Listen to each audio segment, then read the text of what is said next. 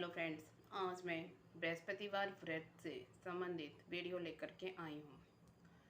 Friends, बृहस्पतिवार पूजा विधि और बृहस्पतिवार व्रत की सामग्री और नियम की वीडियो चैनल पर आ चुकी है। आप चैनल पर देख सकते हैं। फ्रेंड्स, पूजा करने के बाद में हमें कथा सुननी होती है। कथा सुनने के लिए हमें हाथ में चने की दाल लेनी है। चने की दाल हाथ में लेकर हमें कथा सुननी है। खाली हाथ कथा नहीं सुनी जाती है।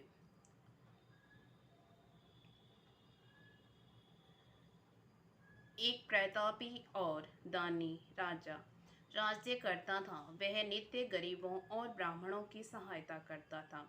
यह बात उसकी रानी को अच्छी नहीं लगती थी। वह ना ही गरीबों को दान देती, ना ही भगवान का पूजन करती थी और राजा को भी दान देने से मना किया करती थी। एक दिन राजा शिकार खेलने वन को गए हुए थे तो रानी महल में अकेली थी। उसी समय बृहस्पति देव साधु के वेश में राजा के महल में भिक्षा के लिए गए और भिक्षा मांगी। रानी ने भिक्षा देने से इनकार किया और कहा, हे साधु महाराज, मैं तो दान पुण्य से तंग आ गई हूँ। मेरा पति सारा दिन धन लुटाते रहता है। मेरी इच्छा है कि हमारा धन नष्ट हो जाए, फिर ना रहेगा बांस और न बजेगी बांसुरी। साधु ने कहा, देवी, तुम तो बड़ी विचित्र हो। धन संतान तो सभी चाहते हैं, पुत्र और लक्ष्मी तो पापी के घर भी होने चाहिए। यदि तुम्हारे पास अधिक धन है तो भूखों को भोजन दो, प्यासों को के लिए प्याऊ बनवाओ, मुसाफिरों के लिए धर्मशालाएं खुलवाओ। जो निर्धन अपनी कुंवारी कन्याओं का विवाह नहीं कर सकते, उनका विवाह करा दो। ऐसे और कई काम हैं जिनके करने से तुम्हारा यश परलोक में फैलेगा। परंतु रानी का उपदेश का कोई प्रभाव नहीं हुआ। वह बोली, महाराज, आप मुझे कुछ न समझाएं। मैं ऐसा धन नहीं चाहती जो हर जगह बांटती फिरूं। साधु ने उत्तर दिया, यदि तुम्हारी ऐसी इच्छा है तो तथास्तु। तुम ऐसा करना कि बृहस्पतिवार को घर लीपकर पीली मिट्टी से अपना सिर धोकर स्नान करना, भट्टी चढ़ाकर कपड़े धोना। ऐसा करने से आपका सारा धन नष्ट हो जाएगा। इतना कहकर वह साधु महाराज वहां से आलोक हो गए। साधु के अनुसार कई बातों को पूरा करते हुए रानी को केवल 3 बृहस्पतिवार ही बीते थे कि उसकी समस्त धन संपत्ति नष्ट हो गई। भोजन के लिए राजा का परिवार तरसने लगा। तब एक दिन राजा ने रानी से बोला कि हे रानी, तुम यहीं रहो, मैं दूसरे देश को जाता हूँ, क्योंकि यहाँ पर सभी लोग मुझे जानते हैं, इसलिए मैं कोई छोटा कार्य नहीं कर सकता। ऐसा कहकर राजा प्रदेश चला गया। वहाँ वह जंगल से लकड़ी काट कर लाता और शहर में बेचता। इस तरह वह अपना जीवन व्यतीत करने लगा। इधर राजा के प्रदेश जाते ही रानी और दासी दुखी रहने लगी। एक बार जब रानी और दासी को 7 दिन तक बिना भोजन के रहना पड़ा तो रानी ने अपनी दासी से कहा, हे दासी, पास ही के नगर में मेरी बहन रहती है, वह बड़ी धनवान है, तू उसके पास जा और कुछ ले आ ताकि थोड़ी बहुत गुजर बसर हो जाए।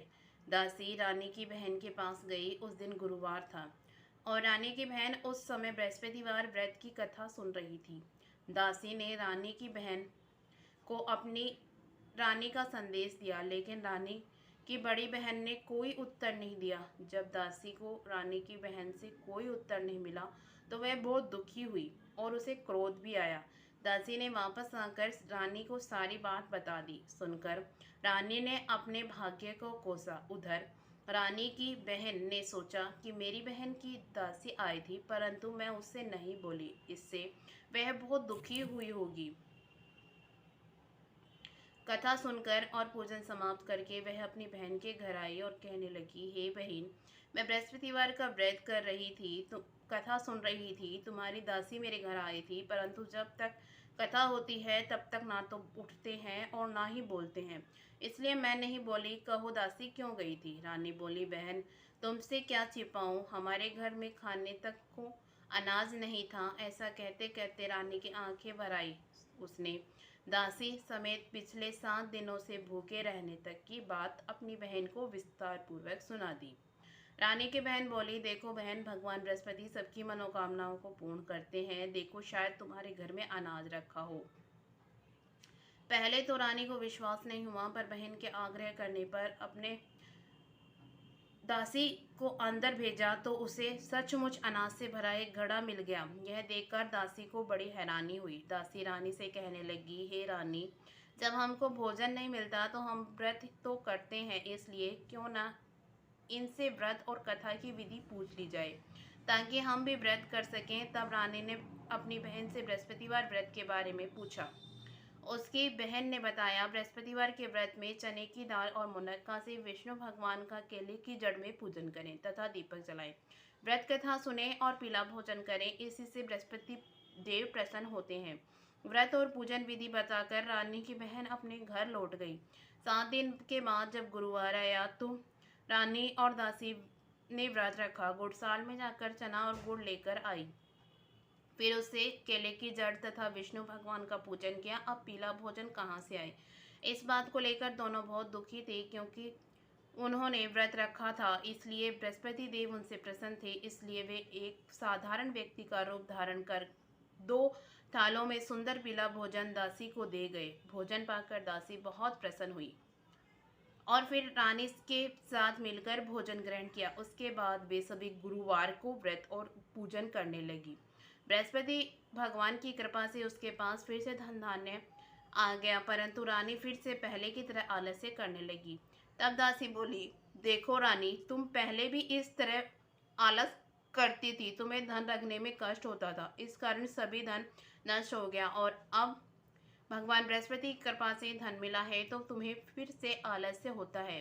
रानी को समझाते हुए दासी ने कहा कि बड़ी मुसीबतों के बाद हमने धन पाया है, इसलिए हमें दान पुण्य करना चाहिए, भूखे मनुष्यों को भोजन कराना चाहिए और धन को शुभ कार्यों में खर्च करना चाहिए, जिससे तुम्हारे कुल का यश बढ़ेगा, स्वर्ग की प्राप्ति होगी, पितृ प्रसन्न होंगे। दासी की बात मानकर रानी अपना धन शुभ कार्यों में खर्च करने लगी, जिससे पूरे नगर में उनका यश फैल गया। बृहस्पतिवार व्रत कथा के बाद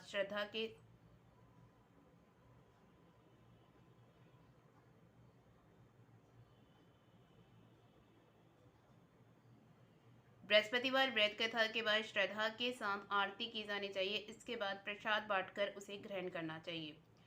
एक दिन राजा दुखी होकर जंगल में एक पेड़ के नीचे आसन जमाकर बैठ गया। वह अपनी दशा को याद करके व्याकुल होने लगा। बृहस्पतिवार का दिन था। एकाएक उसने देखा कि निर्जन वन में एक साधु प्रकट हुए। वह साधु वेश में स्वयं बृहस्पति देवता थे। लकड़हारे के सामने आकर बोले, हे लकड़हारे, इस सुनसान जंगल में तू चिंता मगन क्यों बैठा है? लकड़हारे ने दोनों हाथ जोड़कर प्रणाम किया और उत्तर दिया, महात्मा जी, आप सब कुछ जानते हैं, मैं क्या हूँ? यह कहकर रोने लगा और साधु को अपनी आत्मकथा सुनाई। महात्मा जी ने कहा, तुम्हारी स्त्री ने बृहस्पति के दिन बृहस्पति भगवान का निरादर किया है, जिसके कारण रुष्ट होकर उन्होंने तुम्हारी यह दशा कर दी। अब तुम चिंता को दूर करके मेरे कहने पर चलो तो तुम्हारे सब कष्ट दूर हो जाएंगे और भगवान पहले से भी अधिक धन संपत्ति देंगे। तुम बृहस्पति के दिन कथा क्या करो, 2 पैसे के चने मुनक्का लाकर उसका प्रसाद बनाओ और शुद्ध जल से लोटे में शक्कर मिलाकर अमृत तैयार करो। कथा के पश्चात अपने सारे परिवार और सुनने वाले प्रेमियों में अमृत व प्रसाद बांटकर आप भी ग्रहण करो। ऐसा करने से भगवान तुम्हारी सब मनोकामनाएं पूरी करेंगे।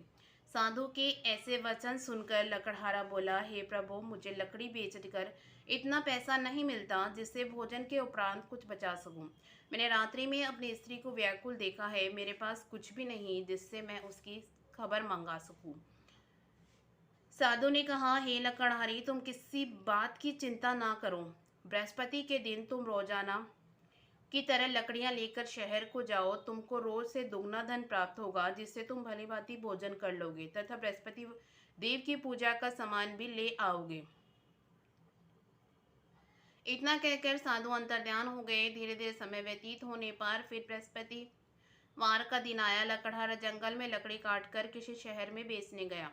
उसे उस दिन और दिन से अधिक पैसा मिला। राजा ने चना गुड़ आदि लाकर गुरुवार का व्रत किया। उस दिन से उसके सभी कलेश दूर हो गए।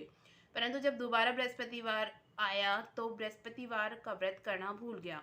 इस कारण बृहस्पति भगवान नाराज हो गए। उस दिन उस नगर के राजा ने विशाल यज्ञ का आयोजन किया था तथा शहर में यह घोषणा करा दी कि कोई भी मनुष्य अपने घर में भोजन न बनावे, न आग जलावे, समस्त जनता मेरे यहाँ भोजन करने आए। इस आज्ञा को जो न मानेगा उसको फांसी की सजा दी जाएगी। इस तरह की घोषणा संपूर्ण नगर में करवा दी गई।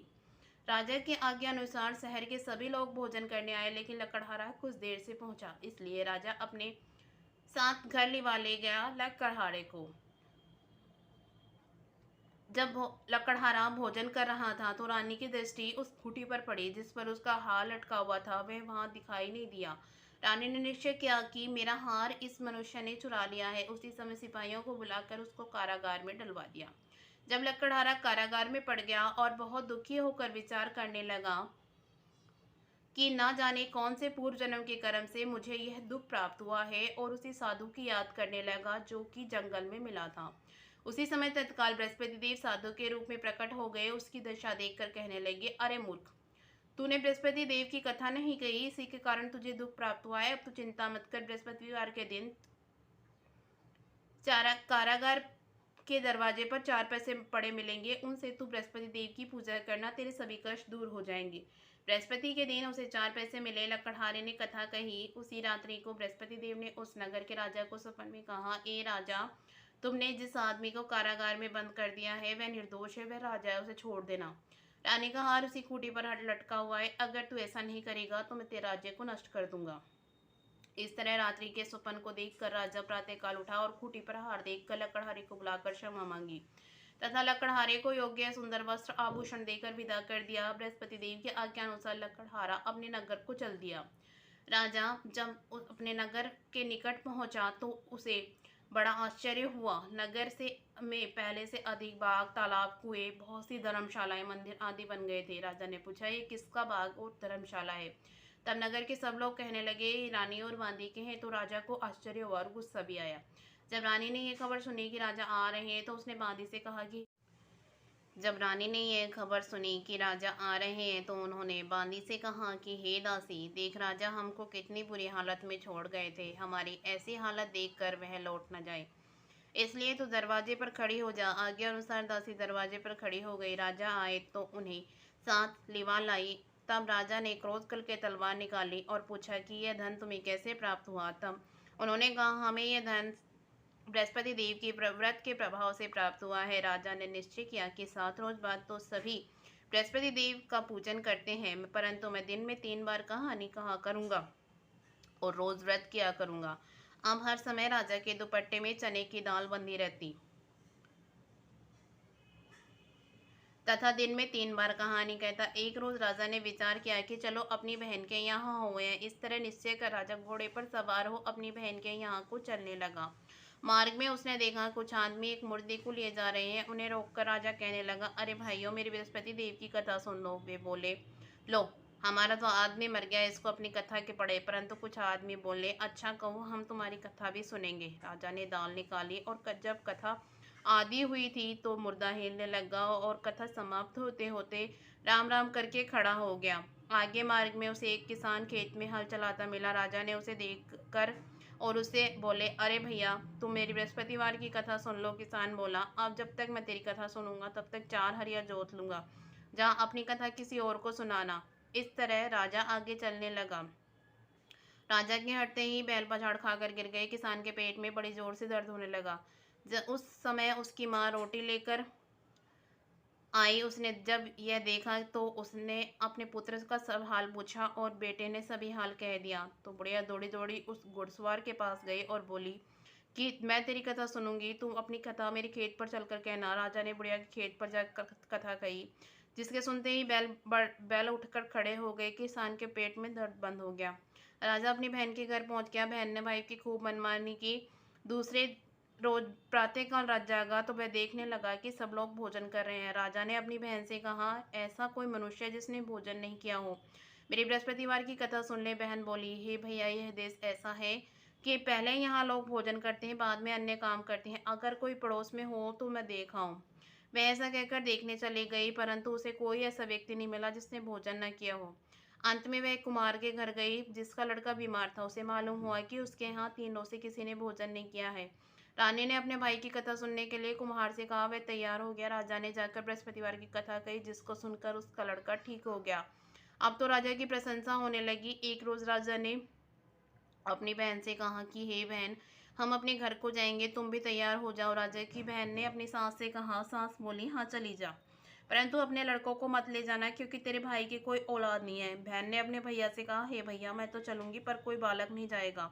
राजा बोला, जब कोई बालक नहीं चलेगा तब तुम ही क्या करोगी। बड़े दुखी मन से राजा अपने नगर को लौट आया। राजा ने अपनी रानी से कहा, हम निर्वंशी राजा है, हमारा मुंह देखने का धर्म नहीं है, और कुछ भोजन आदि नहीं किया। रानी बोली, हे प्रभु, बृहस्पति देव ने हमें सब कुछ दिया है, हमें औलाद भी अवश्य देंगे। उसी रात को बृहस्पति देव ने राजा से स्वप्न में कहा, हे राजा, उठ, सभी सोच त्याग दे, तेरी रानी गर्भ से है। राजा की यह बात सुनकर बड़ी खुशी हुई। 9वें महीने में उसकी गर्भ से एक सुंदर पुत्र पैदा हुआ। तब राजा बोला, हे रानी, स्त्री बिना भोजन के रह सकती है, पर बिना कहे नहीं रह सकती। जब मेरी बहन आवे तुम उसे कुछ मत कहना। रानी ने सुनकर हाँ कर दिया। जब राजा की बहन ने शुभ समाचार सुना तो वह बहुत खुश हुई और बधाई लेकर अपने भाई के यहाँ आई। तब रानी ने कहा, घोड़ा चढ़कर तो आई नहीं, गधा चढ़ी आई है। राजा की बहन बोली, भाभी, मैं इस प्रकार न कहती तो तुम्हें औलाद कैसे मिलती। बृहस्पति देव ऐसे हैं जैसे जिसके मन में कहानी कामनाएं हैं, सभी को पूर्ण करते हैं। जो सद्भावना पूर्वक बृहस्पतिवार का व्रत करता है एवं कथा पढ़ता है अथवा सुनता है, दूसरों को सुनाता है, बृहस्पति देव उसकी सभी मनोकामनाएं पूर्ण करते हैं। कथा सुनने के बाद में जो हमने हाथ में चने की दाल ली है और जल के लोटे के साथ में हमें केले की जड़ में छोड़नी है, यानी कि केले के पेड़ में हमें छोड़ देना है। इसके बाद हम आरती करेंगे। फ्रेंड्स, आरती करने के लिए हम वही दीपक ले सकते हैं जो हमने प्रज्वलित किया है। अगर आप कपूर आरती करना चाहें तो कपूर का दीपक प्रज्वलित कर सकते हैं। मैंने वही दीपक ले लिया है और इससे हम आरती कर लेंगे।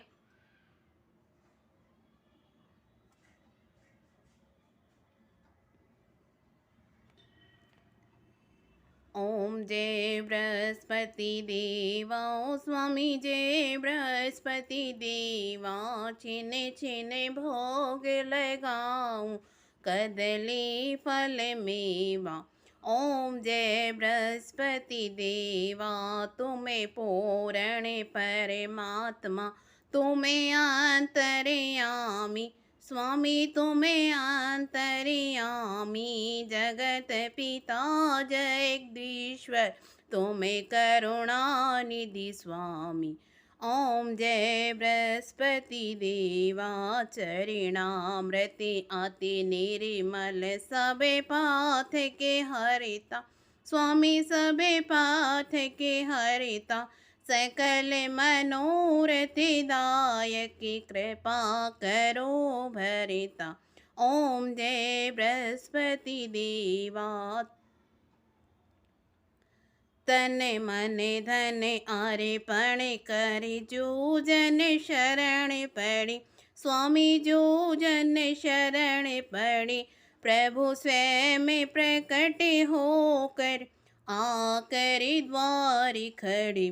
ओम जय बृहस्पति देवा, दीन दयाल दयानिधि, भक्त हितकारी, स्वामी भक्त हितकारी, पाप दोष दुख हरिता, भव बंधन हारी। ओम जय बृहस्पति देवा, सकल मनोरथ दायक, सब संशय टारी, स्वामी सब संशय टारी, विषय विकार मिटाओ, संतन सुखिकारी। ओम जय बृहस्पति देवा, जो कोई आरती तेरी प्रेम सहित गावे, स्वामी प्रेम सहित गावे, ज्येष्ठानंद आनंद सो निश्चय फल पावे। ओम जय बृहस्पति देवा। फ्रेंड्स, आरती करने के बाद में अगर आपकी सामर्थ्य और आपकी इच्छा है तो आप परिक्रमा भी कर सकते हैं। परिक्रमा आप अपनी इच्छा के अनुसार 2, 5, 8, 11 जितनी भी आपकी इच्छा है आप उतनी परिक्रमा कर सकते हैं। परिक्रमा करने के बाद में आप भगवान बृहस्पति और भगवान विष्णु से हाथ जोड़कर प्रार्थना कर लीजिए। हमसे कोई भूल त्रुटि हुई हो तो उसे क्षमा करें। आपका आशीर्वाद हम पर, हमारे परिवार पर बनाए रखना, सुख सौभाग्य समृद्धि प्रदान करना, इस तरीके से हम भगवान से प्रार्थना कर लेंगे। तो ये मैंने आपको बृहस्पतिवार व्रत की कथा सुनाई है। आपको वीडियो पसंद आए तो वीडियो को लाइक ज़रूर करिएगा। इसी तरह की महत्वपूर्ण वीडियो के लिए हमारे चैनल को सब्सक्राइब भी ज़रूर करिएगा। फिर मिलते हैं कोई नए वीडियो के साथ में, तब तक के लिए जय श्री हरि विष्णु।